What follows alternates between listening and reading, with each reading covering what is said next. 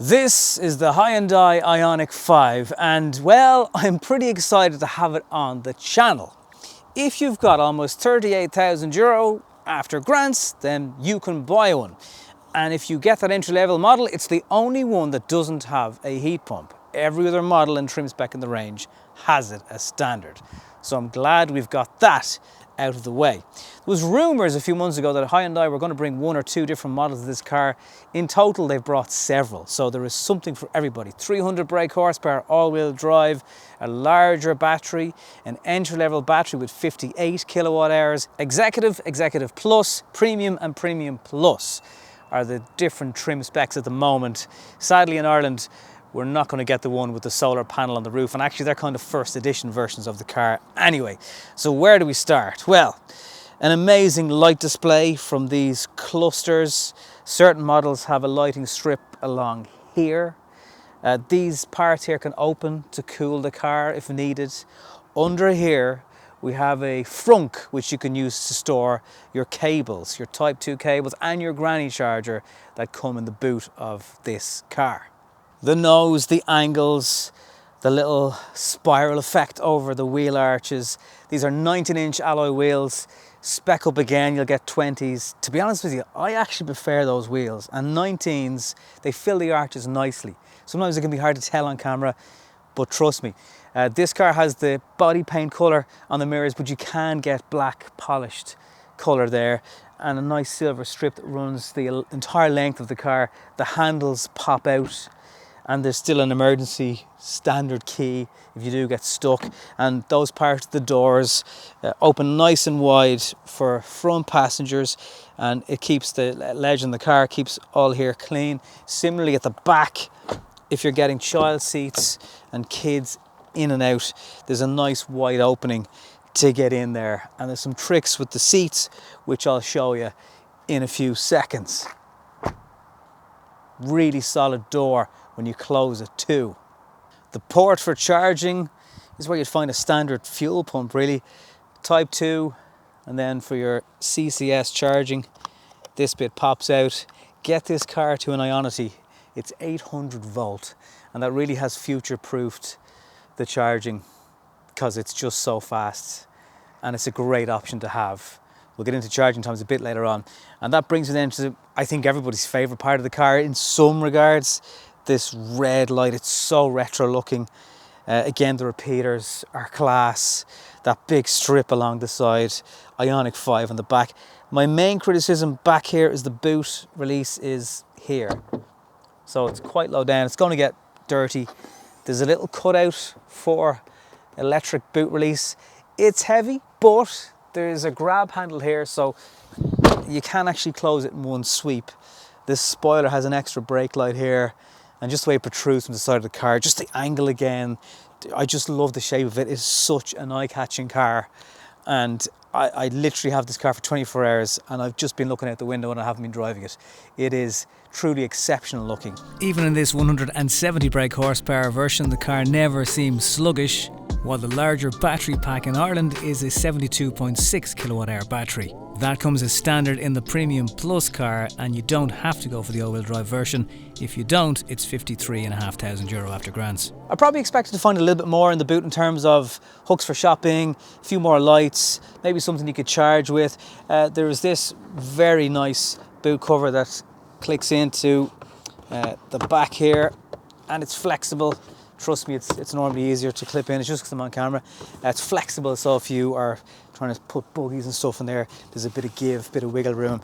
That will also clip out, and it'll fit under here, where there's a little bit more storage for cables, should you wish. And it's a very simple boot to clip out, literally. And yeah, it's very, very simple to get that in and get it out. Literally the first time I've done it, just squeeze the ends, in it clips, and you're done. It's slightly raised up. There's no lip if you don't want the lip here. So is it as high as something like an ID.4? Probably not, but it does go in deep. It's well over 500 litres for the boot. Again, I've never seen so many USB points in a car before. In some models you get a 3-pin plug. It's not in this car, and this is a premium. You have air vents for just rear passengers, bit of air coming out of here. two USBs down here. And then this universal island, which is the marketing spiel for this floating armrest. You can move it more in here, you can move it more forward. If you want more room for the flat floor to be availed of here, you can just slide it into the front of the cabin. You do get an armrest, good size, not for big mugs, but they will hold drinks nonetheless. Rear windows go down that far. It's all right. I've seen it be worse. Take the Tesla Model 3 for example. Door pockets and bins are beside you here. There is good floor space, like generous. That seat is reasonably far forward for the average human, if you can call me average in terms of height, and I still have so much leg room. And even with that seat back, you're still getting space. And you've nice visibility of the screens up front. So if you wanted to keep an eye on sat-nav, are we lost, Dad, Ma'am? You can ask those questions from back here. It's still, for wider, older passengers on the outside of the bench, smaller passengers on the middle, and the fact that you can adjust these seats and adjust the back on it, it just makes it very practical. If you need a bit more space on one side of the boot, you can tip that forward. And that's what I mean about all the little clever things that Hyundai have thought about before they signed off on this car. Two 12-inch screens. They're massive. This looks like a speaker, and it is, but it's also a magnet. So if you've got some Lanzarote tat that you want to stick on your car to remind you of your holidays, you can. So this is the universal island. Pull up a lever, moves back and forward. Down here, there's wireless charging, 2 extra USB ports, an armrest here, which has space, more space down here. Another clever feature of this car, right? You can charge it just under 4 kilowatts to external sources, including another electric car, if you wanted that. You can also put the power back into your house depending on how your solar stuff works. That's called EV charge transfer. So you press the button and vehicle to load automatically discharges down to a specific level. So let's say you didn't want to drain your battery, you could say, okay, stop charging, whatever that is, at a certain amount. And then if you have the 3-pin plug option as well, it really makes it very versatile. If you love buttons for shortcuts like climate, they're all here. They are behind the screen, but they're still button shortcuts. Horn of the car, nice premium sound off it. I still can't understand, there's no Hyundai badge on that steering wheel. Are there many other cars that don't do that? You'll get Hyundai when you pop up your screens here when you jump into it, all right. iPedal driving, you just tap down 3 or 4 times on your regen. I don't know if it's as severe a braking motion as something like the Leaf, but it's called iPedal. Looks to be doing about 16 kilowatt hours per 100 kilometers. I'm sure people can do better. You've got a drive mode button here, which you can select through sport and eco mode. There seems to be a snow mode as well that might reduce the power or something, just to make it easier to drive in rear wheel. Camera you can leave on as you're driving with a rearward projection. There's a shortcut to your map. It's very quick when you move. There's no lag at all. If I zoom right out and swipe left to right, still really good. The glove box slides out like a drawer. I wouldn't say it feels flimsy, but if there was a little bit of a smoother runner on that, that would be good. Quality of plastics and screens, the resolution on them is all very good. So all the touch points are good. I think this is meant to be a recycled type of vibe going on, the door panel. Your door handle runs right along here, and you can just easily open the door. So I think everyone who likes storage is going to be happy. I think, yes, this is the upgraded leather, of course, but it gives it a nice premium feel. Would I consider going for it? If you can, yeah, why not? I like it. It's quite easy to use. The knobs are where you need them to be, and they're easy to control with the steering wheel, cruise control, distance. Your park, neutral and reverse is here, and there's a park button you just pop on and it's done, but there's a handbrake over this side should you wish, and it has auto hold. And I think once you get used to all the screens and the colours, and you can do this, and there's voice memos and these settings and time your charging. There is loads to get through, but it would never, certainly for me anyway, make you feel intimidated by it. I think it's quite user friendly. The big chunk of plastic here is reasonably soft, but it's in a prominent position. But yeah, I like it. Its steering wheel is good. There's good adjustment on it. Taller passengers, smaller passengers. If you like the steering wheel on top of you or really far away from you, all those options are there. It is quite a dark cabin, so maybe you might want to consider a lighter leather colour. But if you have spec'd one, I was only talking to someone on Instagram a few minutes ago who has a car coming like tomorrow after deciding this week. So maybe you can get lucky and find a car that's on the ground and ready to go. So one of the questions you probably have is, do I need the more powerful engine? And I know it's always tempting to think of things that go faster and things that have all-wheel drive. I get it.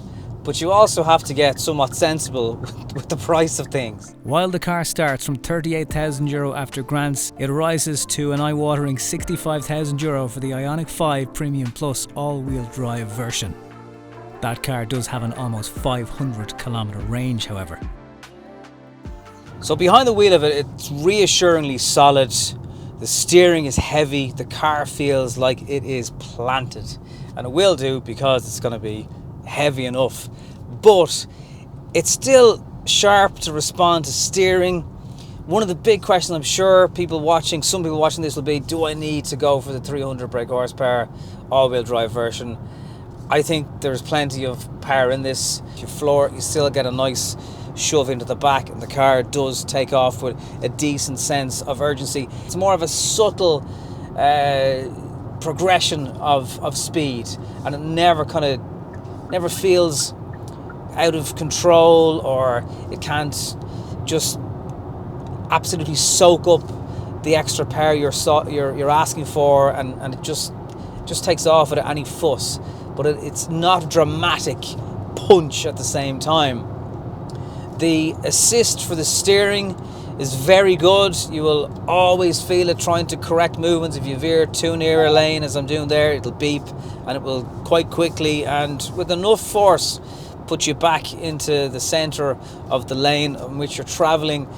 Same on motorways, it's even more noticeable, and as long as the lines on the road are reasonably painted, or obviously very freshly painted, it will do a good job at that. Driving position is, I wouldn't call it high up. It's not a crossover, but it isn't a hatchback on the floor either. Like, I do have the seat as low as it can go now, and you are still sitting at an elevated position compared to, a normal hatchback. This car has 1,000 kilometers on it, and it's looking like it's at somewhere between mid-teens and early 20s kilowatt hours per 100 kilometers. And what I will say is, on a motorway journey earlier on today, and I find this with Kia and their electric vehicles also, what the range says is pretty on the money. You don't see this huge drop. Now, that does depend. Are you going to tip on to 120 kilometers on a motorway? Because in previous video reviews of electric vehicles, it's been very easy to establish that that does cause a significant increase in your fuel consumption. If you notch down your levels of regen 4 times, so you got 3 levels of regen, and then you'll click into iPedal, and when you take your foot off the throttle, the car is one pedal driving. Depending on spec, you're going to get blind spot, cross traffic monitoring, more cameras. It makes for an easy car to maneuver, even though it is quite chunky. Remember, 3 meters for the wheelbase.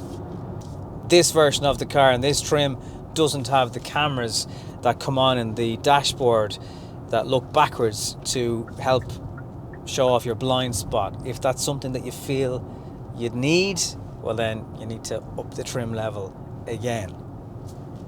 It all costs money, baby. It's very smooth, particularly when you're on nice modern road surfaces. It's so quiet. Like, I'm doing almost 50 kilometers an hour now, and it's just, I don't hear the outside world. Now, there's a bit of tire noise when you pick up speed, absolutely. Bit of noise over those A-pillars if you're on a motorway, but it is incredibly refined. Due to the size, it mightn't make it as easy to nip in and out of lanes in heavier traffic. I just did it there, and I'm not really in a built-up area, but yeah, it's not as nippy and zippy as something like a Honda E, because it is a big car, and everyone says it, but you have to see this car in the flesh to actually appreciate the size of it, because it's a big bus. It's actually something that you're going to have to get used to, especially maybe at the start if you have an early model. People look at this car. It's quite unusual looking, and the lights add to it. Like, if people kind of reaching out, taking pictures of it, and just looking at you in traffic. So that's a little bit, maybe in black or something it would stand out less. I don't think so though. So am I jealous if you have one of these due soon, or maybe this video has made you think, yeah, okay, I'm going to pull the trigger on it? Well, yes, you're right at the cusp of the future, of what the future is now, of electric cars. The charging capabilities are fantastic. So much thought is being put into this car. Yes, it does get expensive when you climb up the spec, and particularly if you want that faster, more powerful output, 300 brake horsepower version. What a nippy little car that is. I mean, that you're getting close to Tesla style stuff there, but some people might at that level prefer a Tesla, but then there's going to be other people that will prefer a mainstream badge like what you get on a Hyundai. It's just odd that it's not on the steering wheel.